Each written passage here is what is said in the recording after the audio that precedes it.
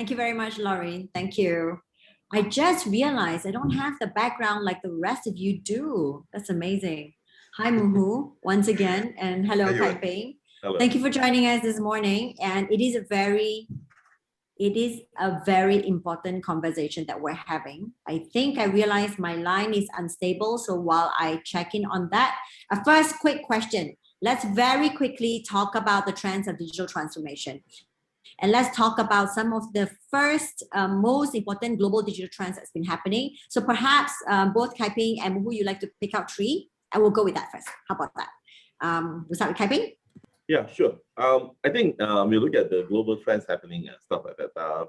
Yeah, there are some of the bigger global trends like EV cars and that is semiconductor improvement in semiconductor and stuff like that. I think for Malaysia, I think I picked three trends which is very much concerned with us.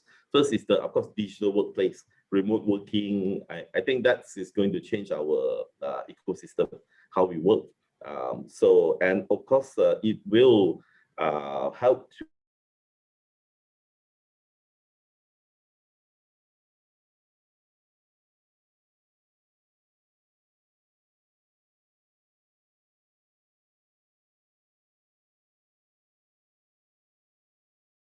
I think who will explain further. I think that this is forte. But I mean, I would like to pick a few figures that we can look at it as our KPI. Is that we would like to, I think the government would like to see 890,000 SMEs to go on e-commerce, and then we have 5,000. We need to have 5,000 startups and 2 unicorn. And you can see that we are targeting the 30% improvement in our efficiencies. Means that SME digitalization. So I think the next, the third trend we're looking at will be data, analytics, AI, how to process our data that we have collected so much through our e-commerce platform, digital platform, right? So that's the three trends: digital workplace, cloud acceleration, and also data. Yeah, that's for me. Okay, I like those three. Muhu, what are your three? Yes, Yuen. So I probably would want to take a slightly different skew when it comes to trends. As we know, in the world of technology, trends are very short-lived. They do happen, but because of the advancement of technology, as well as the speed of things that comes out, speed of innovation, trends do die off very quickly. But it's good to have a view on this. I do agree on that. And I like to look at it from a digitalization, and the majority of the companies are basically SMEs, right?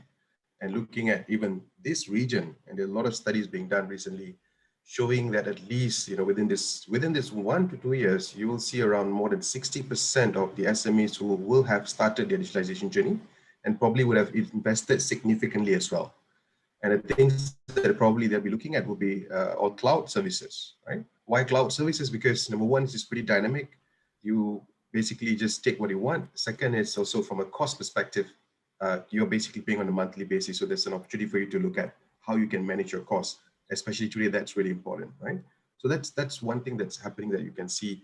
The trend, particularly, I would say one is definitely digital commerce, right? Digital commerce has picked up. We saw that happening in during the pandemic, and you will see a lot more companies really looking at how they can maximize on this digital commerce, particularly on the customer buying journey. You're going to be seeing that a lot of them will take or digitize the entire customer experience journey, and e-commerce basically going to be sort of the platform that is going to be used. So you're going to see a lot of that happening. The second one is on digital operation. So what has happened during COVID is that a lot of companies have, especially those who are lagging behind digitalization, have really been hit hard, right? They're unable to communicate with their customers, they can't communicate with their clients or their vendors, and even their own staff. So a lot of solutions are now out there, very fast, very cheap, very effective solutions are now coming out, not just by the big boys, but also by the small tech company startups, for example, whom are now basically positioning this, what do you call this, solutions for the SMEs. And you'll be seeing that as well. We're going to see a great trend of a lot of SMEs basically digitizing their processes, right? You see HR solutions coming up very strongly now, a lot of them because of you can't basically connect with your staff. So remote working, for example, that's another thing that's really will pick up a lot more. So digital operation is the second one. The third one, I would say future of work. Yeah, future of work as well. The way I was just listening to what DG, the person from DG was just talking about just now, and all of us do feel that as well. You just don't know when MCO will hit again, for example. So how are you going to manage your employees, and not just managing them? Second is, how do you help to upskill them, right? So e-learning is also another trend that's coming up very strongly. Part and parcel, of course, is remote working. A lot of SMEs today have figured out. The beautiful part about SMEs is that from my own interaction is that the adaptability of our SMEs are really, really good, right? From the time during MCO, how they were badly hit. You look at some of the surveys have shown that more than 70% of them have already figured out one way or another to continue their business, which is great. And digital seems to be the primary sort of platform that they're using. So the question now is that the future of work is all about how do you upscale, how do you manage and also maintain the connectivity between your organization and your people. And so you will be seeing a lot of this coming out as well. So these are the three, a lot of trends out there. I wouldn't say these are the top three, but I would say these are the ones, at least in this particular region, you'll be seeing a lot of things happening. Back to you, Yuen. So I realized both, thank you, thanks Muhu. I realized both from Kai Ping as well as Muhu, you've really talked about what's really been hitting the businesses and also been hitting the people. We've not really talked about some of the emerging technologies that is the conversation around the world. So we haven't been talking about things like blockchain. We haven't been talking about things like 5G. We haven't been talking about things like maybe things that people are afraid of, like the robotic process automation, the RPA. You know, are people losing jobs? Are we losing millions of jobs to machines? We're not talking about edge computing, VR, AR. It's really interesting that both of you have the same sort of trends somewhat. What do you have to say about that, Kai Ping? Or just I think Mu and I are working in the really same curious. line. Like we are, yeah. Right? Basically, we are a tech team. So MDEC and SIDEC is working on the serving our SMEs to help them to digitalize. So that's our target.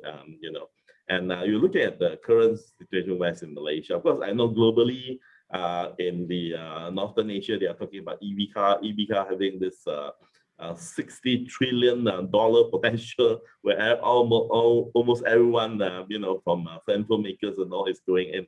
But I mean, before we could talk about the EV car and that kind of peak industry, what we need is to improve our, adaptability, improve our ecosystem, so that we could be ready to become part and parcel of the supply chain. Because as the global 60 trillion kind of market, definitely they're coming to Southeast Asia as well. So my EV car and stuff like that. So, but first of all, what we need is to get everyone to to be ready. If you look at the three groups of the target audience that in Malaysia, of course we have a largest group that already adapt to digitalization is of course the e-commerce group, e-commerce seller merchants. They are very advanced in that sense. And then the second group is the the first layer is e-commerce. Second group is the startup. So we have more and more startups are coming out. For example, you look at the Selangor SME digital matching grant. We have two parties actually working together. One is the SME itself, but on the other hand is the digital service provider. So that's where most of our startups are. They are the digital service provider. So the third group, which is we are targeting now, which is very crucial, but their digitalization is a bit lacking compared to the e-commerce merchants, compared to the startup, which is SME. SME, the traditional SMEs, the SME that you and I meet every day at the corner of our house. The retailer, the supermarket seller, retailer nearby our courtyard, and even the automotive industry as well. Malaysia has surprisingly, we don't really realize that Malaysia wants to have a large number of automotive industry kind of SMEs, ranging from factory, running for the cloud factory until the the supplier and stuff like that. So what we need to do now is to focus to get all these SMEs, traditional SMEs, whether they're retailers or so that all of them will be able to join the wave of digitalization. Then by doing that, we have all the 3 target audience ready, so that the digitalization, so that we could come up with better, potentially I wouldn't say directly as a unicorn, but semi-unicorn or quasi-unicorn kind of service provider, so that we would be able to stand up as the regional tech player. So I think that's crucial. Before we could talk about really having a unicorn, get the base ready, get everyone, so that we would, so that all the uncle, auntie that we met at our corners, they are all subscribed to digital services. They're having this cloud accounting, they are having this payroll system and all online payroll system and stuff like that. So we need, and even payment gateway as well. So we need to really get all of them together. Then we could be able to move into application of blockchain, AI, data analytics, cybersecurity, and all this. Yeah, Yuen, right, Muhu, go ahead. Yeah, yes, sure. I just wanted to let you know that I intentionally did not speak about the emerging tech, and I'll tell you why. First of all, I do agree 100% with what Kai Ping has just mentioned. And the primary reason is because when we look at businesses, we also look at the maturity of the businesses, right? The digitalization maturity of our companies are still at the very early stage. So there is a digital journey that any organization would take. And if you look at Malaysia, for example, it's still very much at an initial stage where the initial part of a lot of businesses today are looking at, if you want to be on the digital journey, you would want to look at digital presence, right? Being able to be on the digital platform, even as simple as social media. And then once you are in this kind of platform, then you probably would want to look at transaction. How can you transact online? And this is where e-commerce and all the other platforms comes in. Now, then your business will grow. Then comes the digital operation side of it, right? Whether it's your customer engagement, your vendor management, and all that. And then once your business grow even more than that, probably what you want to look at is, for example, warehousing, stuff that when your business grow, how do you manage your entire back-end processes? And once you have once you have had some experience in digitalization in this kind of areas, then the emerging tech make a lot of sense to them, right? Blockchain, AI, perhaps even the beginning, once you're on e-commerce platform, like RPAs, as you mentioned, when you have data, then you start thinking about what can I do with the data, right? And when you start growing your business demand, then you look at, okay, how can I minimize the usage of or reduce the human component of it? But majority of the discussion today with the businesses are not even there yet, right? They are basically looking at how can I go digital? How can I basically connect with my customer and make more money? That's where they are, majority, yeah? And of course, there are outliers, some of them whom I've also met, have had interaction personally. They do talk about the AI bit of it, where that's pretty much in terms of what is a quick win behind it. Again, so this is where the conversation is going. Hence, that's why I said, if you do not appreciate technology, as in you don't appreciate digitalization, then all this emerging tech will be just another great jargon. Right. Back to you. Thank you, Muhu. Really, this is really a tech team happening. In fact, I feel like I am not in a panel. We're almost going into a debate now. After all, in my head, right, I was thinking this is a digital fest. So in a digital fest, yes, we are talking to SMEs, but we also want to be able to inspire them with the new technologies that's coming and giving them that perspective of, yes, I know this is survival. We're in survival mode now. So we are talking about what we need most right now, and therefore, hence all your replies and answers and why we need to be looking at transforming and transitioning your businesses into digital and what is available out there. But we don't want to miss out on the curve. We want to be ahead of the curve.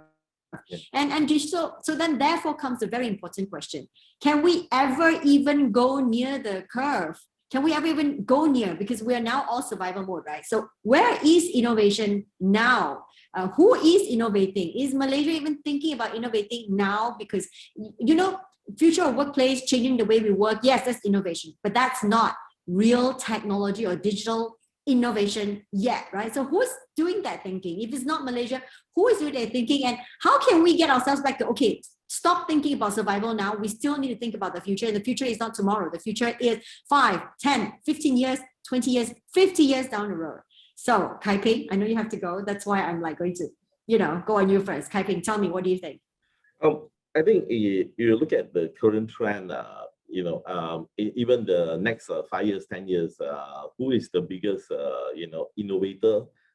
You have to give it to COVID-19. So you look at the jokes that the COVID-19 is our biggest push for innovation for the, next 5 or 10 years. You're looking at that. Of course, it doesn't take a crystal ball to see that the digital transformation adoption are no longer optional.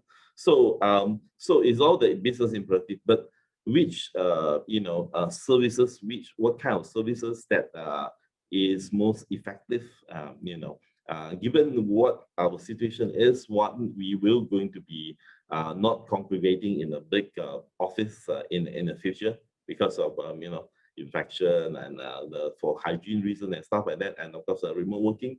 And secondly, that will make us look at how to make sure that the communication, the business operation, that your business your manager will be able to send out invoice anytime, any place, and stuff like that. And also our back end office will be able to manage it. So we will need to go through that process. Maybe for all the company listed on KLSE, everyone has to go through that to be fully paperless and stuff like that. And through that process, then we would be able to adopt a higher, application of technology. For example, yesterday I just watched the Taiwanese company's presentation on the 60 trillion market of EV cars. The main projects they are talking about is where you are turning all of the the charger, setting up the charger at all of the lamp lights. So you're turning the lamp lights into a charger along the highway, along the roadside. So you'll be able to charge instantly wirelessly. Wow, they're congesting. In fact, they are doing it nearby your house. As long as you have a lamppost, they're turning in the lamppost into a charger system, Wi-Fi, providing Wi-Fi and stuff like that. They're looking at to roll out it globally. So you look at that, it's a simple technology, but then with a lot of facilities. So in fact, you are digitalizing the lamppost into a multiple facilities that will be able to provide you Wi-Fi, charger, and whatever you need it, your AI, CCTV, and stuff like that. So you see, all the technology has to start from the basic needs of the human being. And you look at the unicorn nowadays, they are basically all those related to the basic needs of human being, like transportation. You have Grab, you have products you need to buy online, Alibaba and the rest, of course. Then you won't have a particular AI company, because AI company has to be related to the usage of daily life. So all this black tech, or this the global trends has to be applied to the usage of the daily life, so that everyone will be able to use it. For example, a lot of the clothing, the merchants who sell clothing and stuff like that, they have a lot of orders now.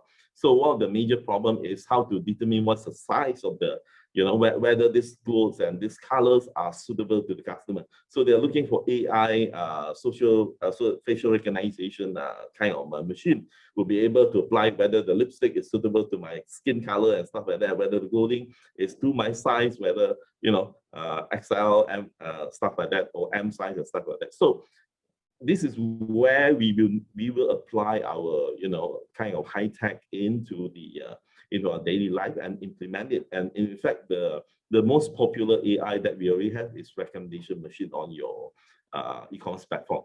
The early stage of where they will recommend all sorts of after you buy certain things and products, and that's practically the first generation of AI. So we need to work on how to get improve the digitalization in the industry. And then stage 2 is going to improve on the kind of services that they were able to provide. Then we were able to implement the AI, able to implement the blockchain and stuff like that. Because like you look at currently, I heard that a lot of land office, actually government land office, talking about they need the blockchain because to protect their data. So that because of the transaction of the property and stuff like that, they were able to do it and to be able to verify anytime when needed, especially on court or stuff like that. So we need to bring all this into our daily life. So the crucial issue is to implement our daily life because the back to the crunch of the problem is also who is going to pay for it.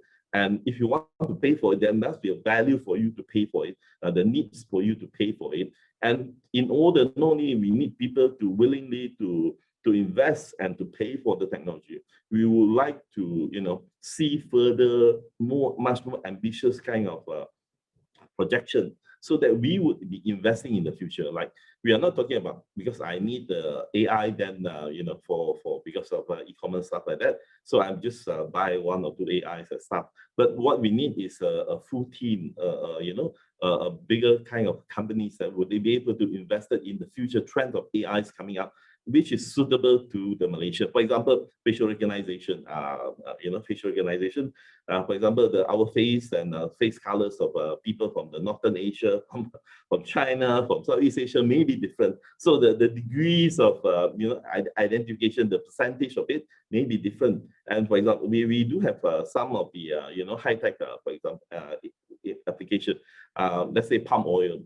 We SIDEC do have a startup working with us that will be able to identify the palm oil, the grading of the palm oil.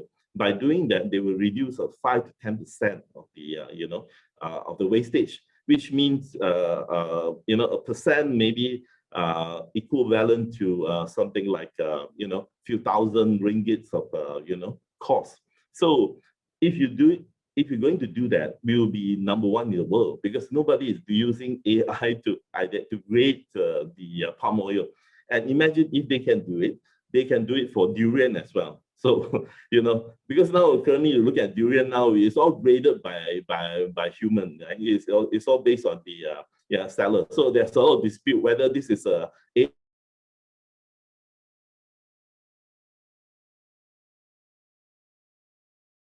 that is, of course, collecting a lot of data and stuff that's help us to implement in our daily life.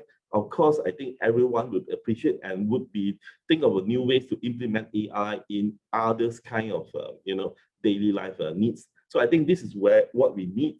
And by doing it, we are actually building a unicorn, which is very unique in Malaysia, because if you can do for durian, you can do for palm oil, I think you are going to be one of the top regional companies. But we need to, before we embark on that journey, we need to invest. We need to get more talents to go in. So I think that's a crucial issue. I think all of us has we never dispute about the digital romance, stuff like that. So that's the target is noble. The issue is now we need to get everyone from a public sector, private sector, within our digital economy sphere to invest more. So because the target is there, but then to achieve the target faster, quicker, to be able to nurture the high impact entrepreneur, those who, the 20-80% rules, the 20% entrepreneurs who actually contribute 80%, to the growth of the economy, to the technology, stuff like that.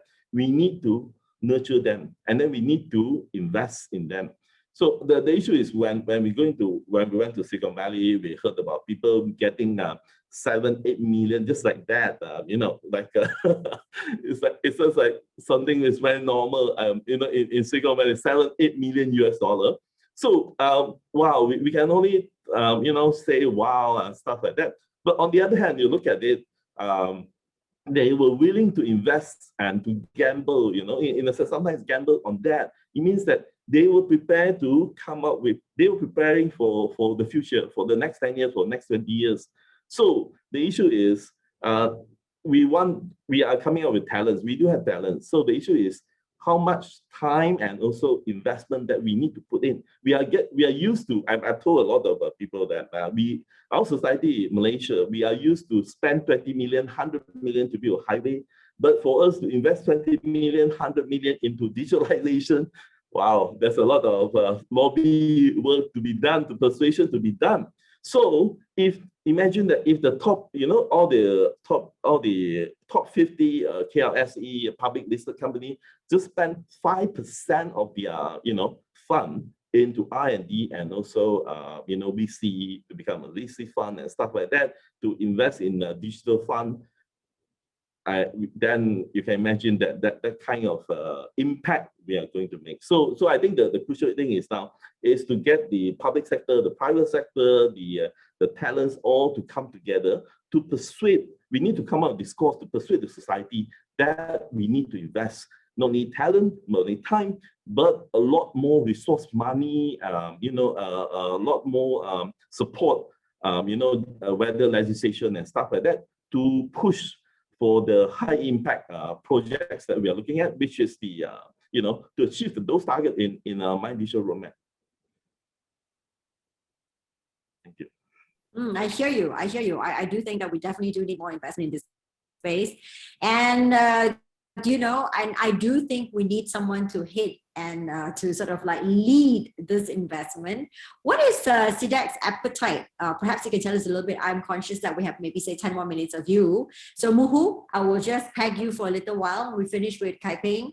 And then we'll have our conversation. But with Kai Ping, what is SIDEC's appetite, and also what is your plan in terms of investment, and what are you doing to make sure that Selangor or maybe beyond is able to benefit from all the early vision that you guys are already having for the growth of the state and the country? I think in Selangor, we are very fortunate to have a very young MD, Dato' Amiruddin, who is very passionate about tech and also investment in tech. In fact, he quoted the currently trending famous author, talking about the entrepreneur state, how to make the state invest in the entrepreneurship, into becoming a sort of VC, to even hold shares in some of our startups and emerging techs. So in fact, he quoted some of the passage from the books and stuff like that. Hopefully in fact, Selangor has one of the largest investment in tech as well. We spent, I think, last year on our budget around 330 million on digitalization. And then, of course, this year we roll up with the 5 million SME digital matching grant. Of course, if you compare to nationally, we are contributing a bit on that. But hopefully by pushing this, we would be able to at least achieve, assist the, align with the national policy of my digital roadmap. Because if you want to look at the having the digital economy to contribute about 22% of the GDP. In fact, the current contribution of Selangor is around 22% as well. So, and most of the SME, 80 to 90% of the SME are concentrated at Selangor. So I think the crucial issue now is to uplift the SME, to push for digitalization SME. Then you'll be able to uplift the economy in Selangor, as well as the improve the contribution of the digital economy to nationwide. But of course, I think the next step is, besides we already work with closely with the e-commerce merchants. We already have nurtured a lot of startups every year. In fact, what we're doing now is trying to match all the startups with the agencies in Selangor, either public or private sectors in Selangor, to come up with a new collaboration alliance or some sort like that, maybe in agricultural policy, maybe in agro startup, or maybe in fintech and stuff like that. So we work with all these stakeholders. Secondly, hopefully we will be able to work closely with local government and other agencies as well. We come up with something to so that all this so-called high-tech or digital economy projects will be able to implement in the day-to-day running of the agencies and local government in Selangor. That's where we are heading. But of course, I think the other projects we're coming out is to accelerate or improve the number of digital talents. So I think crucially what is lacking is in Malaysia now, as a digital SME digitalization is embarking on, is we need a lot more talent. I know maybe we really need to revamp the, the national education policy. But then started with Selangor. Hopefully, we'll be able to nurture much more higher numbers of digital talents. I think, in fact, we need to address some of the issues. I've been talking to some of the colleges. That we've actually found that not many of the students are very much interested into coding. So I think that that's the issue that we need to address to ignite that the interest, so that so that we will be able to produce much more bigger number of data scientists, digital marketing expertise, and all that basic stuff. Right?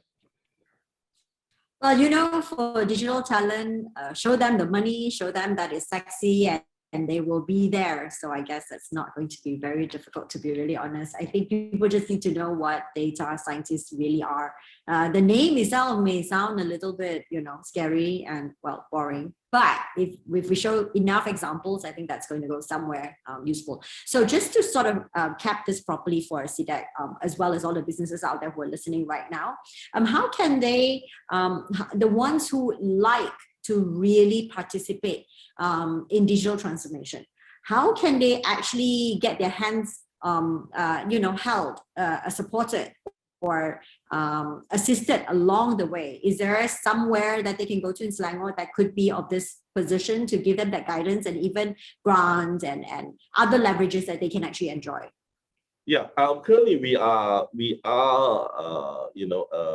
rolling out the Selangor SME digital matching grant. So the SME, interested SME can go to our website, www.sidec.com.my, to look for it. And then if you are qualified, you're welcome to apply for the grant. And if you have any other issues, you need consultation and stuff like that. In fact, we work closely with MDEC, I myself with Muhundhan.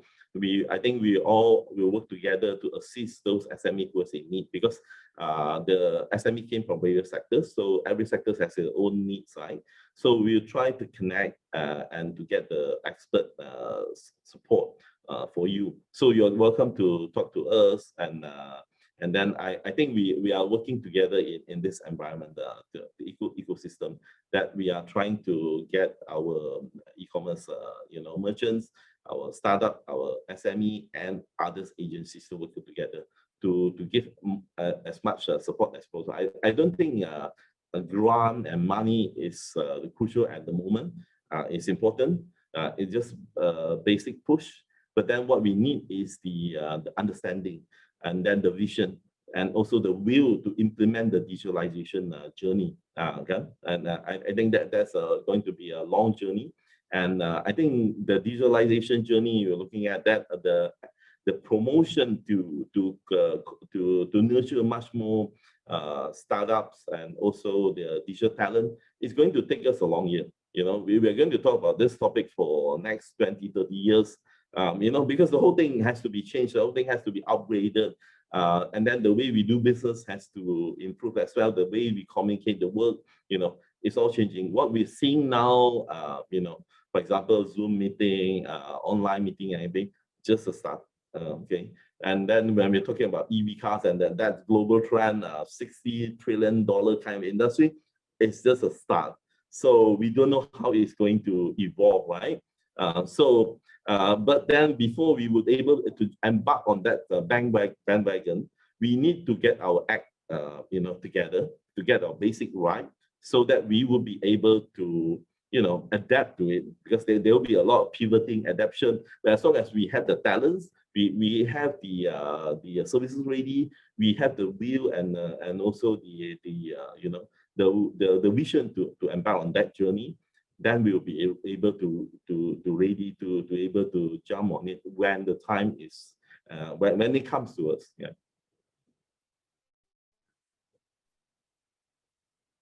Okay, just as a side note also that I am all for electric vehicle going, forward as soon as possible, because I think we're taking a long time to make things happen. So Selangor can be one of the first states to do something literal and real about it, so that cars pricing can come down significantly and our carbon footprint can be very much reduced, and it's going to be very awesome. But thank you for joining us today, Kai Ping. It's good speaking to you again. I know you have to go, so I'm just now going to continue the conversation with Muhu. But any questions that you'd like to have to send over to Kai Ping, please feel free to do it, and we'll pass these questions on to him later, and he will reply in his own time. Thank you, Thank you, Kai. Okay, thank you, Muhu. See you again, and thank you to Exabyte for holding this important conference. Thank you. See you, Kai Ping. Thank you. See you.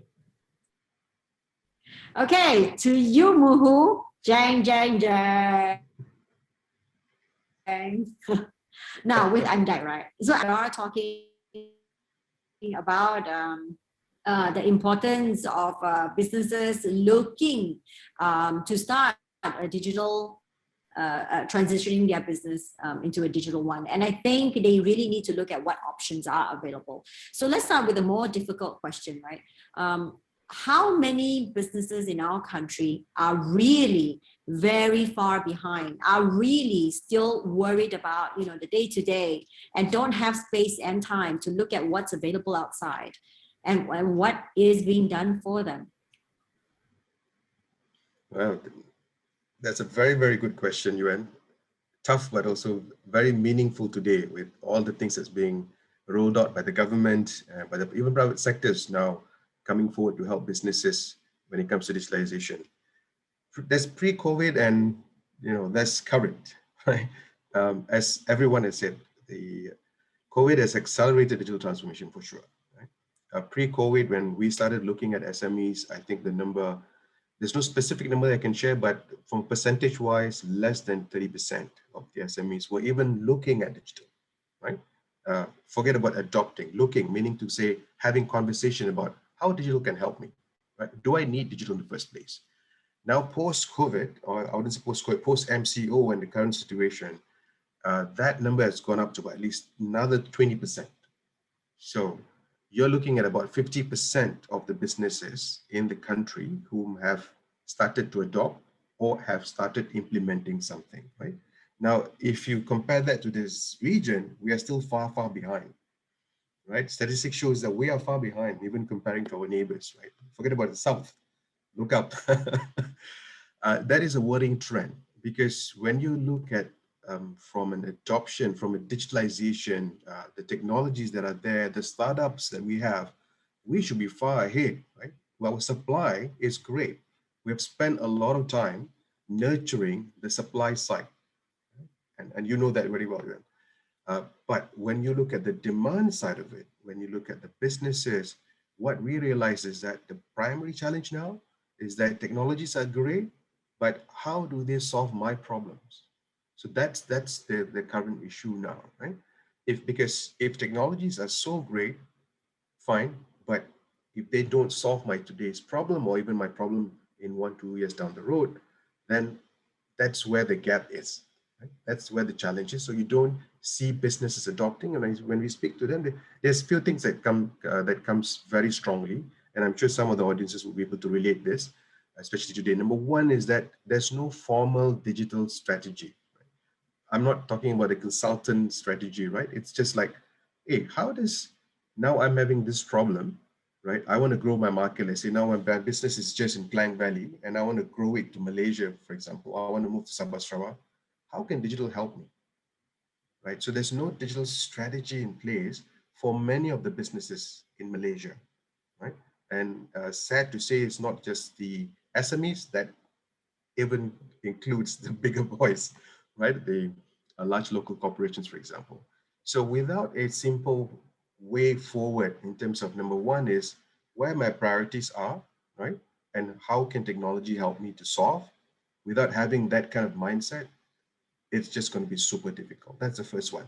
The second is because you don't have a strategy, you don't have any money to invest in them, right? Is what Kai Ping mentioned just now, right? Nobody's really looking at where is the money going to come for this? So what we do they do? I pick from some marketing budget, right? I pick from some business development budget, and maybe I can put that into my digital budget. So without a budget, without a commitment from the top, nothing is going to happen when it comes to digitalization. So that's the second part. The third part, we spoke about it quite a bit just now, is the talent, right? So a lot of businesses say, great, I want to jump into digitalization, but I don't have my left and right guys who could actually take me through the journey. So having the right talent, having even the middle management to be able to appreciate technology, it's challenging. The final one that we see coming up very strongly is because technology is too complex to the businesses, yeah? Now, if we come from the supply side, if we are from the tech ecosystem and all that, it's a, you know, talking about technology is like that. But when I speak to the uncles and aunties, or the uncles who run glove manufacturing, for example, they were like, yeah, fine, IoT is great, so what, right? He said, no, uncle, IoT basically helps you to improve your productivity. Now, like you do this in 1 week, you can now do it in 2 days. Does that make sense? Oh yeah, of course. Now it makes a lot of sense because I can see where I'm saving, right? Productivity helps them. So technology, it's seen as something super complex, and having those jargons doesn't help as well for those people who are going to transformation. We need to peel that, right? We need to peel it open and tell them from a business sense, how does it help? I'll give you a simple example. We started with manufacturing quite a few years ago. If you remember, the government launched the industry forward policy as well, right? For now, it is the only policy that stands when it comes to sectorial digital transformation, right?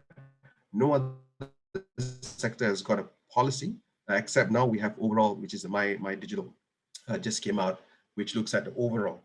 So a few years ago, when the manufacturing policy was launched for the industry, which is great, it spoke about all the different 7 or 9 areas of technology, which supported a lot of businesses. But from a manufacturing standpoint, if I take the IoT as an example, it is a great technology, right? With many different connectivity, it solves connectivity, it looks at digitizing your process. But the biggest problem for the businesses, for the manufacturers, do you know what it was? Am I good in my connection? I feel I'm a bit, my connectivity is good? Okay, right. The biggest challenge. It's all right. I think it's my connectivity. Right, okay. No worries. If that's the case, then I'll just continue. The biggest challenge for business, for manufacturing, even today, it's actually energy saving, right? Energy takes up the majority of the operational costs, right? And energy, okay, fine, you've got T&B, and if you may not know that for the manufacturers, I'm not sure the other businesses, you actually get penalized if you use more, because you have got a certain quota that you have to use, and you have to maintain that quota all the time as a manufacturer. So now that was the problem that IoT could solve, right? Because having devices, sensors, which are connected directly to a simple dashboard, for example, allows a real-time management, right? An understanding of the energy usage. And by understanding the trend, then you can actually improve and iterate upon how you use the energy. Number 2, you can also find out which machines, for example, are sucking up all this energy. Maybe there's inefficiency in the machine, and that's where you want to focus on. So that was what IoT could do. But now, that was never the conversation a few years ago, right?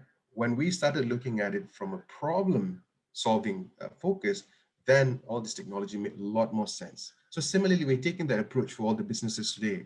So digital transformation is a journey. You have to go through it. You have to appreciate technology. I agree with you, Yuen. If you look at the trend now, in Malaysia, for example, you would see a drone is picking up pretty well. There's a lot of focus on drone. Government is coming forward, re-looking at the regulatory framework for drone. And of course, there's opportunity for you to leverage on some of this. If you're in agriculture, for example, even in retail, definitely there are some things that's coming up, even some incentives. Investors are looking at it. The second trend that you probably want to look at is also security, cyber security. In healthcare, for example, is really picking up a lot. Digital trust is the primary conversation today. And cybersecurity is where a lot of solutions are coming out. If you are within, or if you are looking at expanding your business, you need to look at cybersecurity. These 2 things are great, but you need to come back to the basic fundamental of business, which is how are you going to make money, right? And then to be able to make money, then you need to know what problems you're trying to solve. When you know what problems you're trying to solve, then you connect the right technology. So if I can just continue a little bit more at MDEC, what we do is we have laid out several, looking at the 4 issues like I mentioned just now, we've laid out several sort of what we call a hand-holding kind of an approach, yeah, to help most of our businesses. So fine, now you know this technology is going to help you, you just don't know how the problems that you're going to solve using this technology. So you go through programs. We've got what we call a 100 Go Digital program at MDEC. So 100 Go Digital basically this year focuses a lot on coaching, right? So we're getting industry experts, we're getting people who work with SMEs on a day-to-day basis, yeah, who could actually come and work with you on a couple of hours, just figure out where the opportunities are or what problem you're trying to solve. Only those 2 things, right? And then take you through a form of a recommendation to look at what are the type of technologies out there that will probably make sense to you, right? So the technology that would make sense to you, number one, will be based on your maturity, right? If you're just starting off, obviously you would want to look at something which is more simple. We call it faster, cheaper, and better. But if you have already gone through some level of digitization, then obviously you're looking at more mature type of solutions or technology, right? So that's one we do. The second one is we also have another program, what we call the SME Business Accelerator or Business Digital Accelerator. So it's a concept we took from the Startup Accelerator, which we have now worked with our partners to actually use that for our SMEs, right? So it's the same thing. It requires a bit more commitment because you need to spend time to figure this out. You need to have your people to be part of it. You also need to invest a bit of money. And what we're trying to do is that by the end of the program, once you already know exactly what you want to solve and who can help you solve it, then there's opportunity for you in terms of grants that could come in. For example, we have the Smart Automation Grant, which allows businesses in the services sector, right, to get 50% matching grant of up to 200,000, right? And also there are other grants out there. You're probably familiar with the SME Business Digitalization Grant, which is under BSN, which provides you about 5,000 ringgit, also matching, which that one gives you basic digitalization stuff that you want to do, right? A lot of solutions are on cloud, so you don't really spend a lot to acquire this kind of services. But even before going into those grants, so if you can see where I'm trying to bring the conversation is that you need to figure out that journey first. And so these are the programs that we put in place that you can be part and parcel of to basically figure out where you are in the digital space. And second is that who can you work with, right? And the third, of course, then the money comes in. Back to you, Yuen. I think actually the questions that you were asking can be quite difficult to answer, right? Who to work with, where are you right now in the space of digital journey? Because I think most businesses do look at competitors as competitors and not really looking at them from a digital strategy like you were saying. I think the idea of every company now should really embrace, or if not already have one, digital strategy is very important, more so now than ever.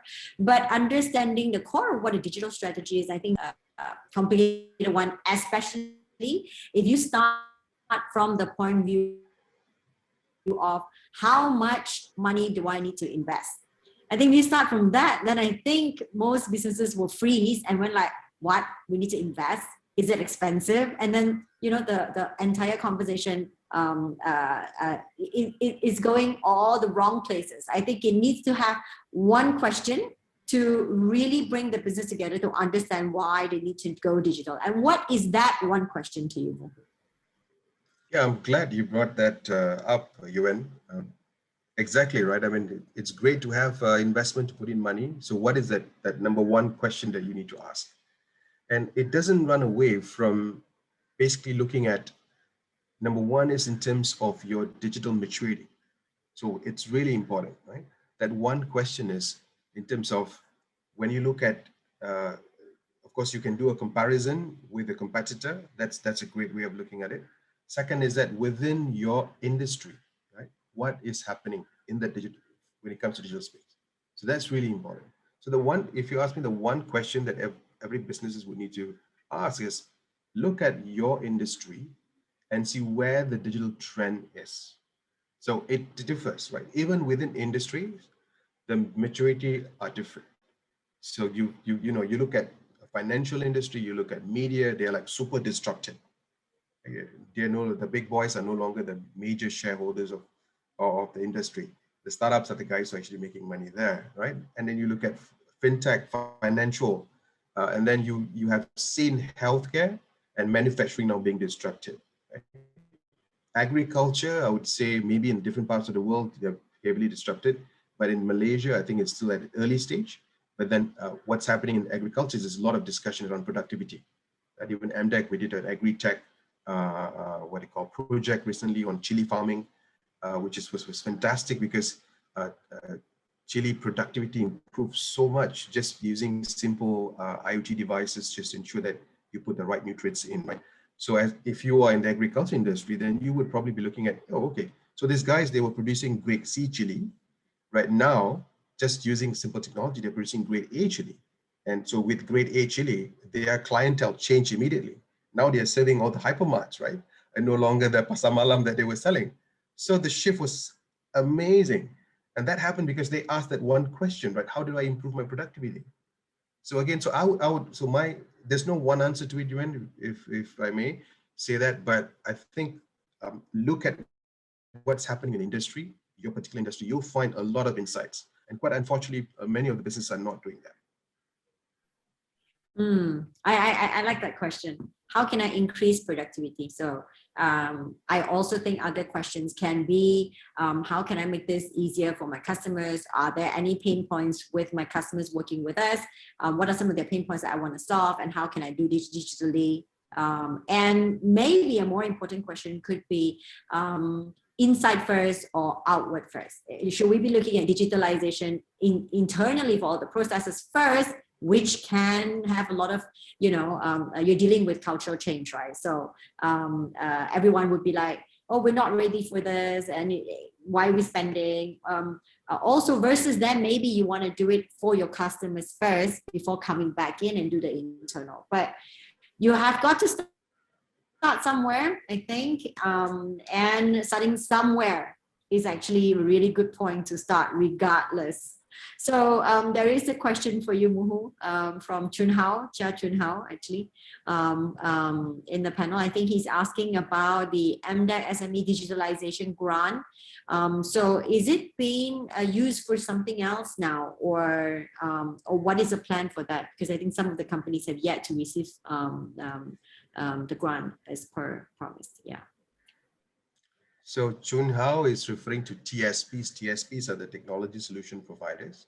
So how the grant works is, number one is the grant is owned by BSN. So BSN basically owns and processes the grant application for the SMEs. The grant is open to traditional businesses, yeah? So not for technology companies. How the structure was built is the technology solution providers are predetermined. So for the SMEs, the biggest challenge is they just don't know who to work with, right? They know, okay, so this grant was made very simple. It says there are 7 digitalization areas that a business can look at, from e-commerce, HR, or whatever not, right? And then you figure out which one you're looking at. And then when you go in there, you have this list of solution providers. The list of solution providers are provided by MDEC. So we go through a vetting process to make sure that the TSPs, as mentioned, are SME friendly, right? So that their charging mechanism, the way they support, the structure are very SME friendly. So the TSPs don't get paid. They would work with the applicants, the traditional businesses, and the traditional businesses then actually apply for the grant, right? So there's no holding of anything. If the TSPs, today what we've done is when we work with BSN, we said, sometimes, especially during the pandemic, it's not easy for the businesses to go to BSN and to apply for the grant, right? So what we've done is that we have gotten them to basically use simple digitalization method, and we have allowed the TSPs, we got the TSPs to basically then apply for the grant on behalf. So that's what's happening. So TSPs obviously can get more people to come, more SMEs, right, as they work together and submit it to BSN. So there shouldn't be an issue. If there is, I would suggest them to come to me. If you're TSP, then come to me, Chun Hao. We'll see what we can do. If it's the money part, the grant part, then yourself or the company that applied could actually go directly to BSN and look at the status. Cool. I hope that answers your question, Chun Hao. And if there are more questions for Muhu, please do ask now. Otherwise, he's actually quite reachable via his email. Right, Muhu? Putting words in your mouth now. Yes. Email. Yes. Good. Yep, sure. Yes. Okay. So, Laurie, we're actually quite there with our Q&A, especially when it comes to understanding how else businesses can transition into a digital one and what kind of journey that they have to go through. Next is asking, how do we contact Muhu? Perhaps Muhu, you want to put in perfect. Yes, I just posted my email address there. So, feel free to just drop me a line. As it's said. That's right. Right. And then you have Muhu. If there's any last word from you, Muhu? Yep. I think, first of all, thank you, Exabyte, for the opportunity. And Yuen, it was fantastic having a chat with you. So I think my last word, which I've always like to share with businesses, is technology doesn't have to be expensive. So that's the number one key thing that everyone must remember. And the best way to start your digital transformation journey is actually to start small. Have a big, think big, have a big mindset when it comes to digital, because digital is so huge, right? And there's so many opportunities. So always think big, but start small, where you bring in a specific problem that you want to solve and bring in your people together to work on that. Right? So digital is no longer about just a strategy, you working with a vendor, but it's actually a collaboration between the tech companies and yourself together with your people. Now, if you're able to do something small, you'll be able to see something meaningful coming out of it. Because a lot of people say, when I put money in digital, I don't see anything coming out of that. So start small. And finally, if that works, then you scale as fast as you can, because the technology is not going to be there forever, right? If it works for you, immediately look at how you can look for more investment and scale that. If you're just doing it in one branch, make sure that it happens in the entire country. So if you take this simple mantra, you'll be able to see that it's basically a cyclical thing. Because if you think big, you continuously look at what trend is out there, what technology is out there. You start small, you figure out it's a pilot, see whether, number one is whether you get productivity out of it, maybe you're reducing cycle time, or maybe you're creating new source of growth, right? And the third is just scale fast. So that's probably what I would want to share. Thanks, Yuen. Thank you, Muhu. Always great talking to you. Always all kinds of wisdom coming from you. And Muhu does a lot more stuff. And if you get him to talk to your business, you'll get so much more insight, because the kind of people he knows and the sort of tech companies that he's actually aware of and in the ecosystem is amazing. Thank you very much, Muhu. And thank you very much, Exabytes, for having us. And I'll pass the time back right now to Laurie. All right, thanks, Yuen. A phenomenal job on your end for moderating the session. I know you had a bit of problems with your connectivity and all that, but I think overall it went very, very well. I'd like to commend you, for still pulling through, even though you got cut off here and there. I think y'all did a phenomenal job. So fantastic, you guys. It was very informative. To everyone else who's watching right now, let's give them a big thank you in the chat box right now. Yuen, Muhu, I'll see you guys around when I see you. Do take care, stay safe, and enjoy the rest of your day. Bye. Exabytes. Grow your business online.